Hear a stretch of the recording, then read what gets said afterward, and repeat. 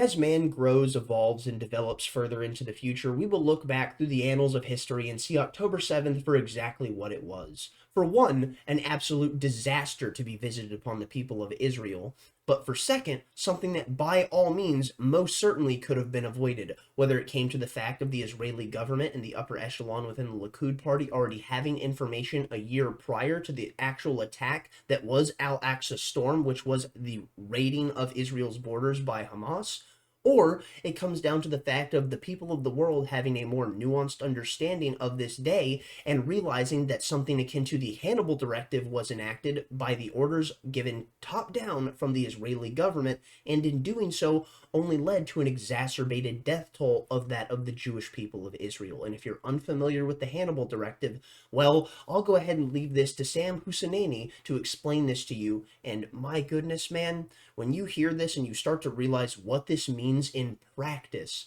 it is absolutely horrific, because you realize many of the people who had fallen on October 7th very well may have done so from Israeli hellfire. Now let's go ahead, jump in, and see what Sam has for us. You talk about the hostages. Israel has a Hannibal Directive in which it has orders in place to kill at least its own soldiers, lest they fall into the hands of Palestinian groups. And there's substantial reporting that in fact, was utilized on October 7th, not just against Israeli soldiers, but against civilians. Are we not now in a situation where Israel may be using the Hannibal Directive not just on Israelis, civilians and military, but on U.S. citizens and other foreign nationals? So I am not familiar in any way with either that supposed directive or those reports. And so you've never heard of the Hannibal? Certainly would not want to comment on it. You've never heard of the Hannibal John, Directive? I thought you wanted to go out of the region. Ah, yes, the State Department mouthpiece apparently just has no idea what the Hannibal Directive is. I'm sure he's not familiar with the Samson option either. We'll go ahead and talk about that in just a moment, though, don't you worry. Here we see the Hannibal Directive, also translated as the Hannibal Procedure or Hannibal Protocol, is the name of a controversial procedure used by the Israeli Defense Forces to prevent the capture of Israeli soldiers by enemy forces. According to one version, it says the kidnapping must be stopped by all means, even at the price of striking and harming our own forces. It was introduced in 1986 after a number of abductions of IDF soldiers in Lebanon and subsequent controversial prisoner exchanges. The full text of the directive was never published until 2003. Israeli military censorship had forbade any discussion of the subject in the press. And as you see, it doesn't really get talked about much within the press in the West whatsoever, because they haven't talked about this on ABC, CBS, Fox News, CNN. No, none of them. And why is that? Well, it's because of who their donors are, and that would be the big thing to pay attention to when you realize why certain stories don't get talked about within the media specifically. Alrighty, now we jump into something that is just truly quite horrific, and it's the explanation of why we are actually touching on the Hannibal Directive itself in this video. Here we see from Haaretz. The IDF ordered the Hannibal Directive on October 7th to prevent Hamas taking soldiers captive. There was crazy hysteria, and decisions started being made without verified information. Documents and testimonies obtained by Haaretz reveal that the Hannibal Operational Order, which directs the use of force to prevent soldiers being taken into captivity, was employed at 3 army facilities infiltrated by Hamas, potentially endangering civilians as well. And what has been speculated after this has come forward is that the IDF and the Israeli government has actually enacted the Hannibal Directive specifically, which is why there were so many rumors roaming about that Israel had apparently killed many of their own civilians. We do not know if this is actually the case. Of course, we haven't seen an investigation into this, and if we do, it'll be much like that of what happens within the West with our intel agencies doing an investigation into something akin to, I don't know, let's say a presidential assassination attempt, because what we will find out is they looked into themselves to find out if anything happened, and they deduced that there was no culpability that they have in anything wrong that unfolded. That is exactly what you will see. We investigated ourselves and found out that we did nothing. So now let's go ahead, jump in, and see what we have here from Haaretz with this article, because it is truly staggering. Gaza Division operations and airstrikes in the first hours of October 7th were based on limited information. The first long moments after the Hamas attack was launched were chaotic. Reports were coming in with their significance not always clear. When their meaning was understood, it was realized that something horrific had taken place. Communication networks could not keep up with the flow of information, as was the case for soldiers sending these reports. However, the message conveyed at 11:22 a.m. across the Gaza Division network was understood by everyone. Not a single vehicle can return to Gaza was the order. At this point, the IDF was not aware of the extent of the kidnapping along the Gaza border, but it did know that many people were involved. Thus, it was entirely clear what the message meant and what the fate of some of the kidnapped people would then be. This was not the first order given by the division with the intent of foiling kidnapping, even at the expense of the lives of the kidnapped, a procedure known in the Army as the Hannibal procedure. As it states, this was not the first time this order had been given in relation to the Hannibal Directive, as we had already talked about previously. The fact is that this had been spoken about when we had had Israeli soldiers captured within a conflict that Israel had had with Lebanon.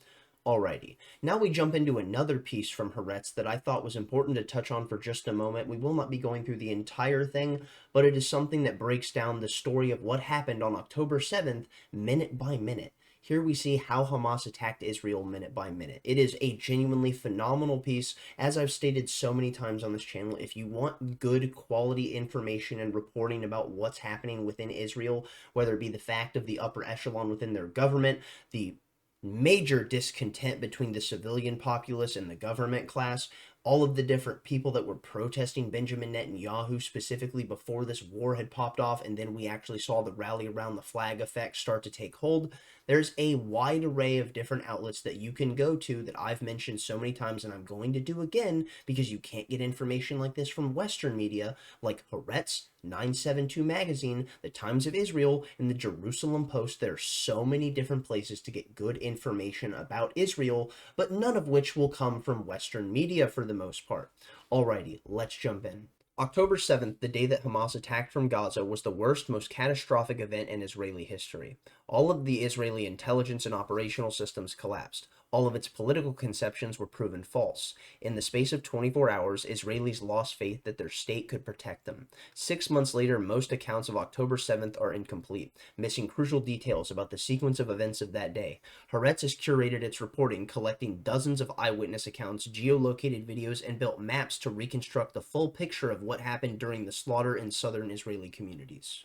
Here you see at 6:29, the largest ever rocket barrage on Israel begins. Air raid sirens sound across Israel, undercover to the massive barrage of rockets, terrorists breaking through the security fence separating Gaza from Israel. And what I want to specifically pay attention to is what we've talked about when it comes to the time scale of what has been mentioned when the Hannibal Directive was effectively invoked. Here we see 11:22 a.m. Not a single vehicle can return to Gaza was the order. And the thing that I would love to touch on here is that we see the time disparity here and how long it took the IDF to actually react to this, as well as the Israeli government and military. And this is what has brought people like Charlie Kirk, who on the day of this event taking place was on the PBD podcast, and he said, "What? I have a question to ask, Patrick. Was there a stand down order? Did someone tell the Israeli government and military to stand down to allow this to happen? Why did it take so long?" And then he goes on to explain how Israel is the most fortified place in the entire world, with a border that is so well structured and under surveillance that they quite literally can pick out a rat or a cockroach that is walking up to the fence because of the sensors they have in the ground. It's unbelievable that this was allowed to happen, and that is exactly why you see even Charlie Kirk, the most ardent supporter of Israel, claiming that, well, none of this makes any sense. Why is it that this was allowed to happen? Why weren't the army and the troops from the IDF mobilized faster? Was there a stand-down order? We don't know, but what we do know is that the Hannibal Directive was effectively enacted because, as we see here, not a single vehicle can return to Gaza. Now getting back to it, here we see, like I already stated, the largest ever rocket barrage on Israel taking place at 6:29. And then you scroll down just a little further and you can actually see the footage here of a bulldozer breaking in, getting through the fences and the wiring itself. And what's so stunning about this is they did not just get in through land, but also through air and sea, as we saw with even Hamas getting through in paragliders of all things, which was truly quite remarkable. But the thing that is so stunning about all of this is, like we've already talked about numerous times on this channel, is that Benjamin Netanyahu and the upper echelon within his government are the ones responsible for funding this. And not only that, but they had access to the plans years prior and still did nothing when it comes to the fact of the operational security to make sure that they had no chance of getting in, because they figured Hamas had no power to actually act on this threat. Is that not just unbelievable? Alrighty. Here we see this is taking place at 6:29. You can see the time in the top left of your screen. We scroll down just a little further now, and what we can actually see is an interactive map of Gaza. Here we see at 6:30, Hamas terrorists break through the Gaza fence in over 60 places as others enter Israel by paragliders or by sea. So like I said, land, air, and sea. IDF observers identify terrorists storming the fences and activate remote firing systems until they have run out of ammunition. Dozens of terrorists breaking into young families and neighborhoods, and what we see is this is happening just along the border itself, and in other places terrorists invaded using those hang gliders, as you can see specifically in this footage if you were to zoom in or go to the link in the description down below so you can check out this in your own time. Alrighty, scrolling down just a little further, we can actually see, like I've stated, an interactive map, and you can see the expansive region of how deep Hamas was actually able to get into Israel. Local security coordinator Inbal Lieberman alerts the security squad and opens up the armory, and upon opening up the armory, they were not only arming people within Israel that are within the police force and the military, but also civilians, which was quite a fascinating feat to see unfold. Scrolling just a little further, you can actually see at 6:36 more and more kibbutzim and reports of infiltrations in many different regions. You can see the consistent expansion down here. You can see the cross mark of where they actually ended up entering, specifically where much damage was actually taking place.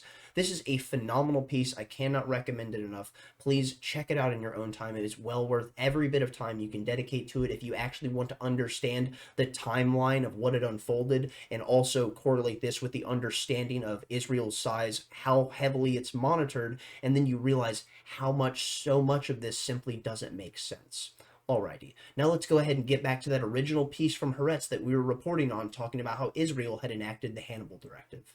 Documents obtained by Haaretz, as well as testimonies of soldiers and mid-level and senior-level IDF officers, reveal a host of orders and procedures laid down by the Gaza Division's Southern Command and the IDF General Staff up to the afternoon hours of that day, showing how widespread this procedure was from the first hours following the attack and at various points along the border.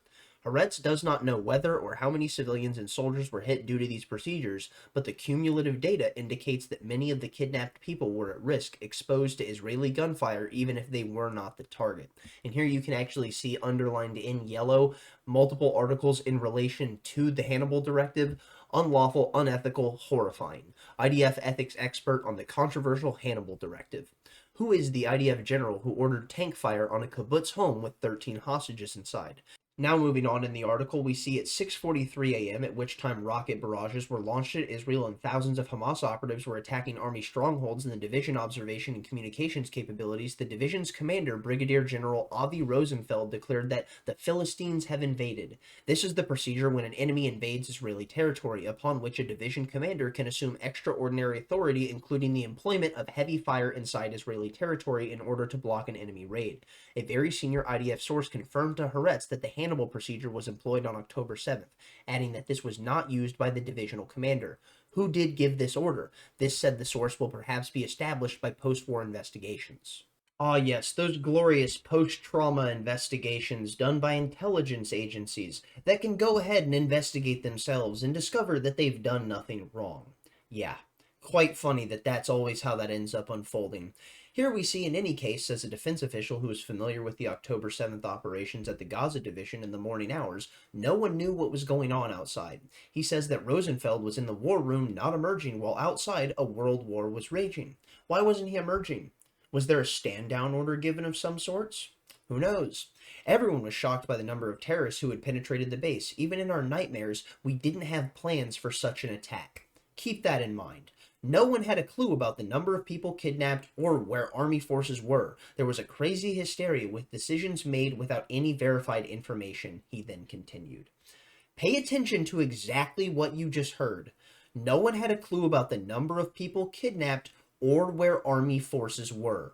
Why were there no army forces? Was there a stand down order? Well, in fact, there actually was information about this attack and this raid on Israel's border previously, but of course it wasn't acted on because it wasn't taken seriously. And is it that it wasn't taken seriously because of the fact that they didn't believe they had the capability to do this?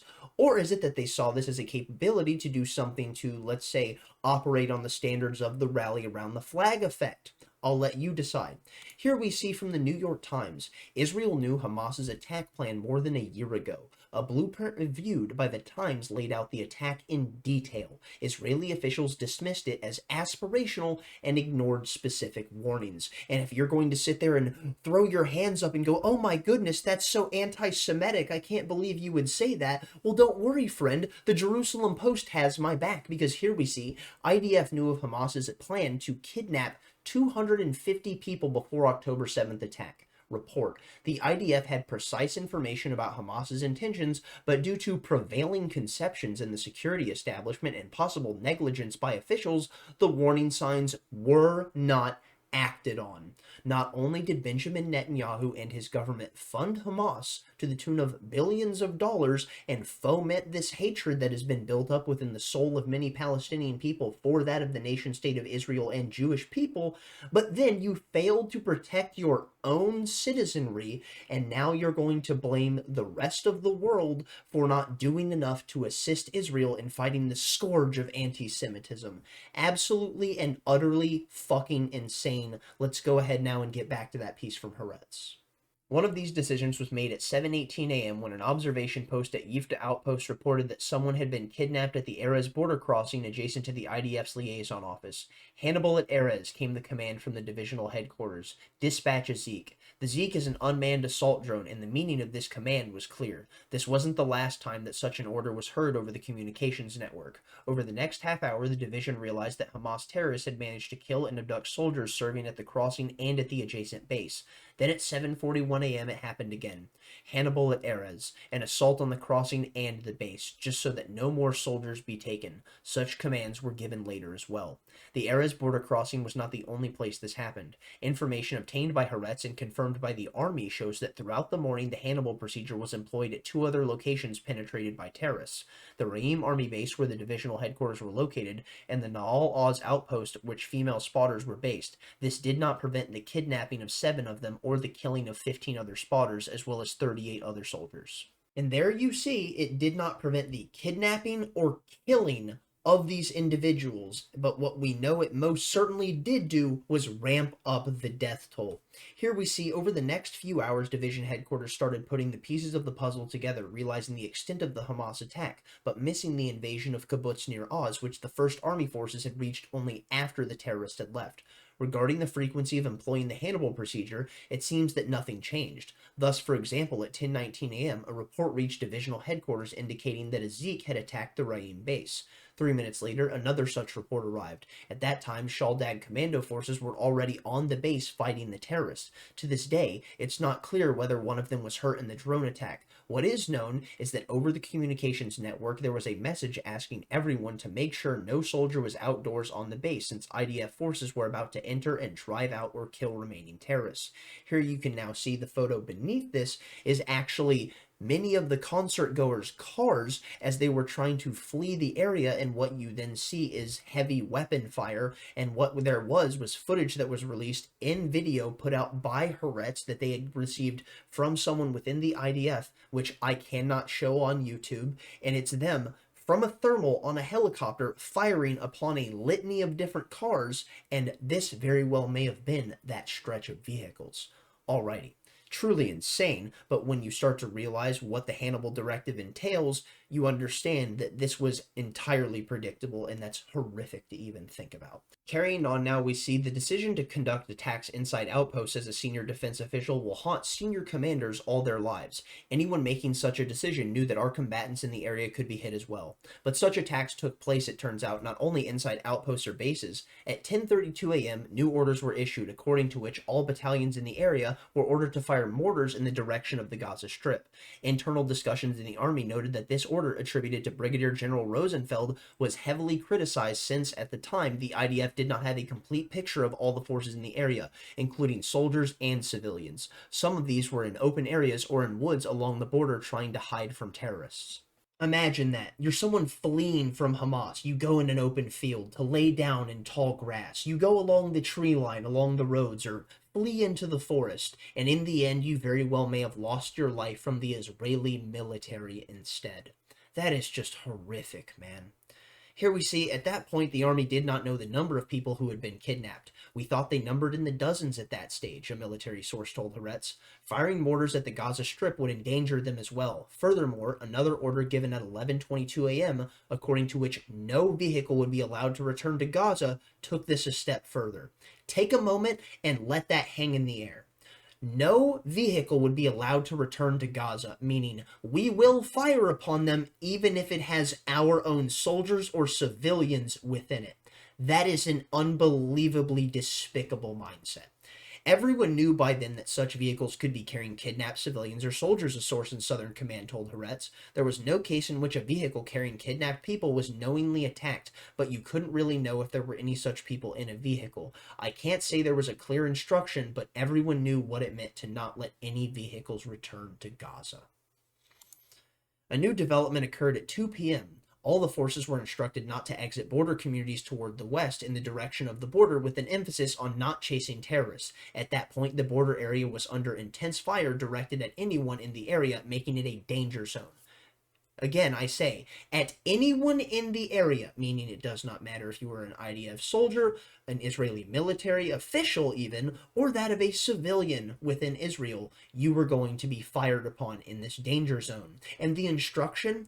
Well, it says here that the source from Southern Command said that it was meant to turn the area around the border fence into a killing zone, closing it off to the west. And that killing zone mentality is exactly what we see applied to Israel on the global scale when it comes to the factors of their nuclear deterrence. We will jump into that in just a second. At 6:40 p.m., military intelligence believed that many terrorists were intending to flee together back to the Gaza Strip in an organized manner. This was near Kibbutz Be'eri and Kfar Aza and Kisumfim. I'm pretty sure I mispronounced all of those, but we're going to run with it anyways. Following this, the army launched artillery raids at the border fence area very close to some of these communities. Shortly afterwards, shells were then fired at the Erez border crossing. The IDF says it is not aware of any civilians being hurt in these bombardments, and I'm just going to say it again, they're going to investigate themselves and find out that they did nothing wrong. And again, back to this whole mindset of just endless killing, indiscriminately slaughtering people.